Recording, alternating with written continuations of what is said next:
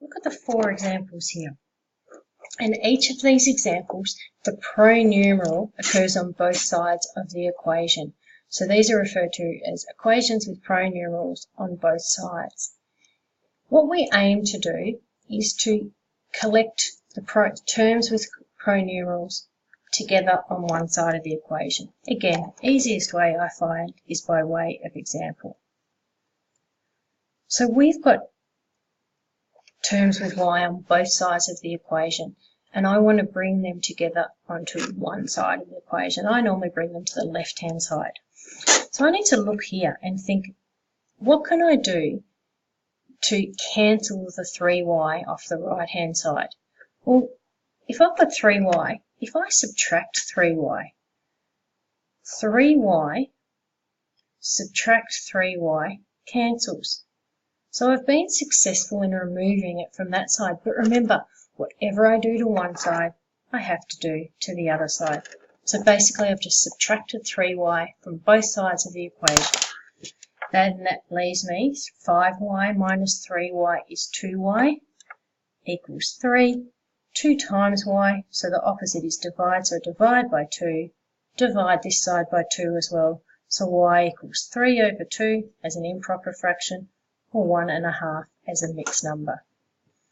Our next example, 7x plus 5 is equal to 2 subtract 4x.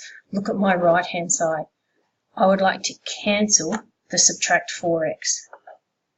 I'm going to add 4x, because if I subtract 4x and then add 4x, that cancels. But I've got to add 4x to this side.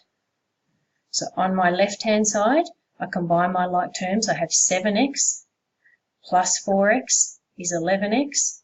Then I've got 11x plus 5 is equal to 2. Now if we look at my left-hand side of the equation, I only want terms with x on that side. So how can I cancel out the 5? Well, if I subtract 5, 5 subtract 5 cancels out.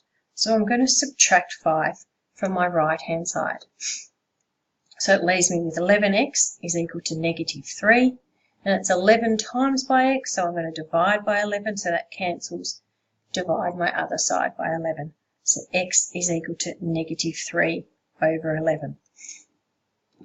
Our third example, it's one with brackets. So remember from previous work, if there's an equation with brackets, let's first of all expand those brackets. So 3 times x is 3x, 3 times 1 is 3. Now let's look at my right hand side. How can I cancel off subtracting 2x? If I add 2x, subtracting 2x and then adding 2x makes that cancel. So let's add 2x to this side.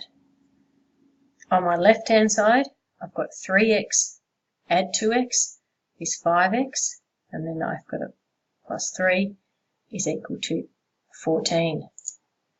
5x plus 3 is equal to 14. I just want terms with x on the left-hand side. So if I subtract 3, the 3 cancels. So I need to subtract 3. I'm left with 5x equals 11, and it's 5 times by x. So I divide by 5, divide by 5.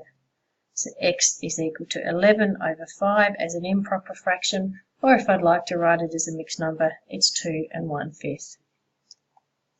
One last example. Again, brackets, and this time the brackets are on both sides. So I need to expand both lots of brackets. So I have 2x plus 6 is equal to 3x plus 21. Let's look at my right hand side. I'm going to subtract 3x. Why? Because that then cancels the x term from the right hand side. So I'm going to subtract 3x from the left hand side. I've now got 2x, subtract 3x. That gives me negative 1x. Then I've got my plus 6 here, is equal to 21.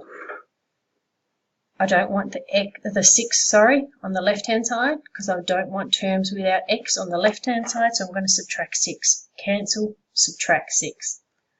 So now I've got negative 1x is equal to 15. I'm going to divide by negative 1. because then that just leaves me with x, which is what I want, but I must divide this side by -1. So x is equal to, how many ones are in 15? The answer is 15, and a positive divided by a negative gives me a negative.